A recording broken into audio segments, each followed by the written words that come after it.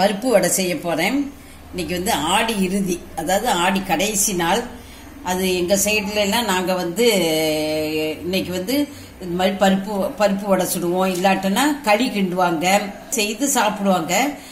அப்புறம் அதுக்கப்புறம் உங்களுக்கு வந்து நான்வெஜ் சாப்பிடக்கூடியவங்க எல்லாம் இன்னைக்கு சிக்கன், அது மட்டன் அப்படிலாம் எடுத்து சாப்பிடுவாங்க. நான் வந்து இன்னைக்கு வந்து நான் அதுக்காக வேண்டி நான் பருப்பு வடை, எங்க சைடுல இது ஆமவடன்னு சொல்லுவோம், நாங்க அதை செய்துக்காக வேண்டி நான் வந்து 1 கப்பு கடலைப்பருப்பை நான் ஊற வச்சிருக்கேன். இப்ப இதை நான் வந்து இப்ப அரைக்க போறேன்.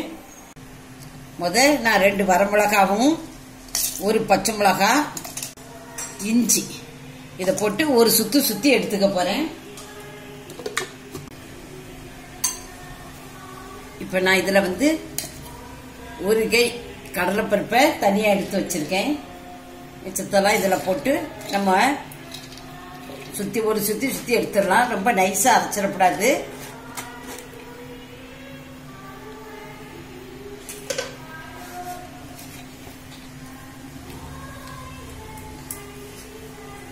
இந்த மாதிரி நம்ம அரைச்சிக்கலாம்.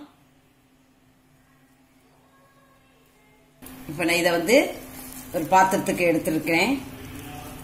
பாத்திரம்லாம் எடுத்துடலாம்.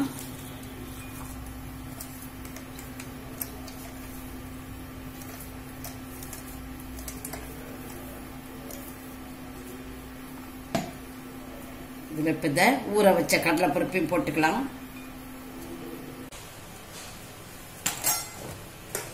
நான் கூட வந்து 1 கை கருவேப்பிலையும் போட்டு நம்ம இப்ப இத சாப் பண்ணிக்கலாம்.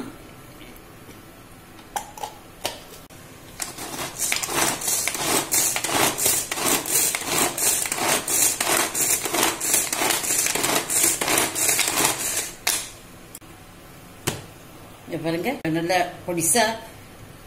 பொடிசா நறுக்கியாச்சு. இப்ப இதை வந்து இதுல கலந்துக்கலாம்.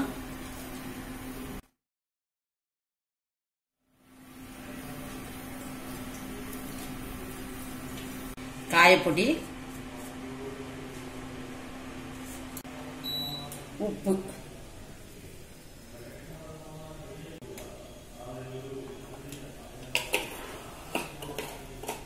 இப்ப இதை நல்லா கலந்துக்கலாம்.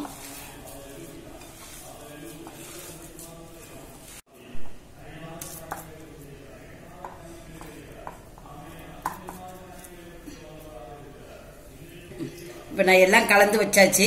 இப்ப நான் எண்ணெய் காய வச்சு நம்ம சுட்டு எடுத்துடலாம்.